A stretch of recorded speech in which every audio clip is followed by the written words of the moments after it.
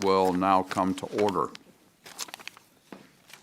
The chair now recognizes himself for 5 minutes for an opening statement. Well, again, good morning and welcome to today's hearing titled Clean Power Plan 2.0, EPA's latest attack on America's electric reliability. Since day one, President Biden has jeopardized America's energy security by pushing a, quote, whole-of-government climate agenda that increases energy costs, degrades energy reliability, and harms our economic and national security.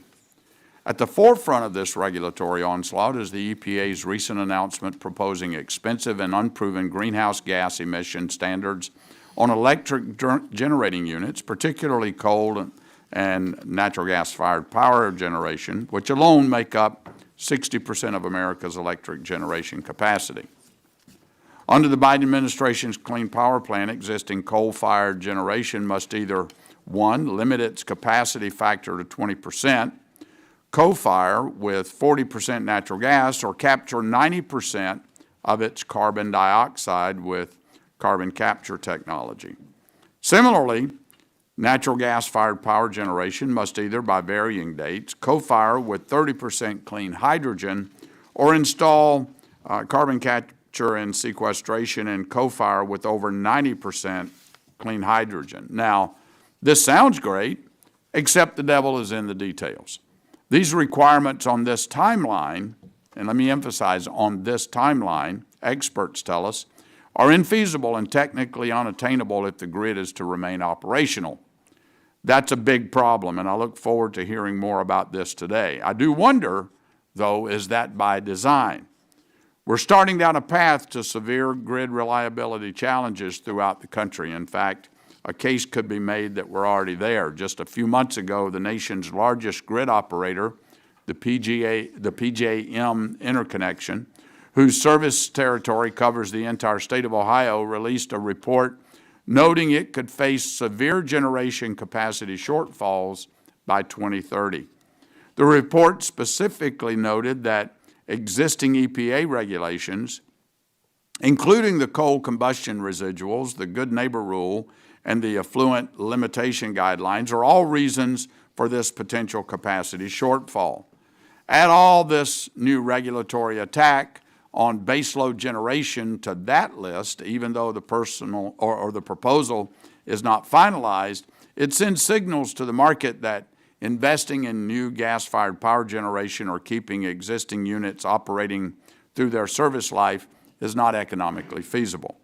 In addition, the North American Electric Reliability Corporation, in its annual summer reliability assessment, warned that the vast majority of the country is at elevated risk of insufficient operating reserves during above normal demand this summer, not 2030, this summer. Let me emphasize that. This isn't happening by accident. These electric reliability challenges are a direct result of onerous climate regulations favored by many congressional Democrats and the Biden administration. The Biden administration has no plans to ensure more reliable generation capacity is connected to the grid. Due to the intermittent nature of renewable energy, a megawatt of wind or solar is fundamentally not the same as a megawatt of coal, nuclear, or natural gas-fired generation. That's science, folks.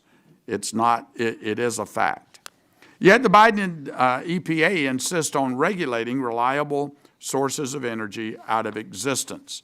The proposed regulation is another attempt by the environmental left to fundamentally change our nation's electric generation portfolio.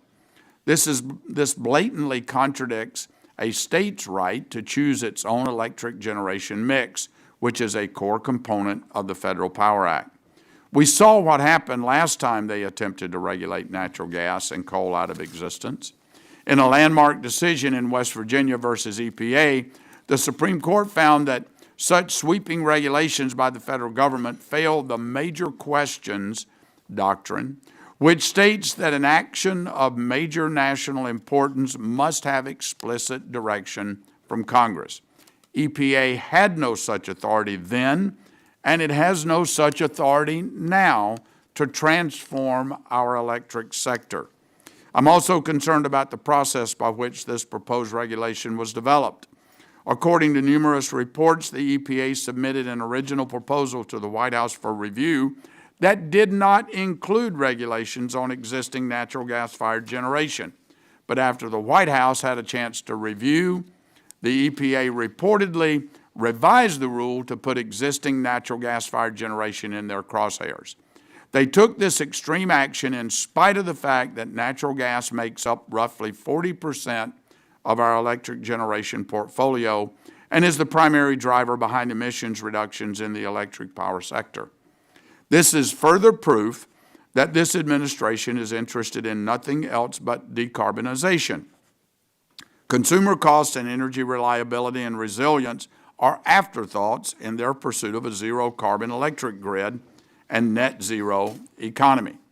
Thank you to our witnesses for being here today, especially Mr. O'Laughlin and Mr. Schnitzler, who hail from the Buckeye State. Thank you both for being here.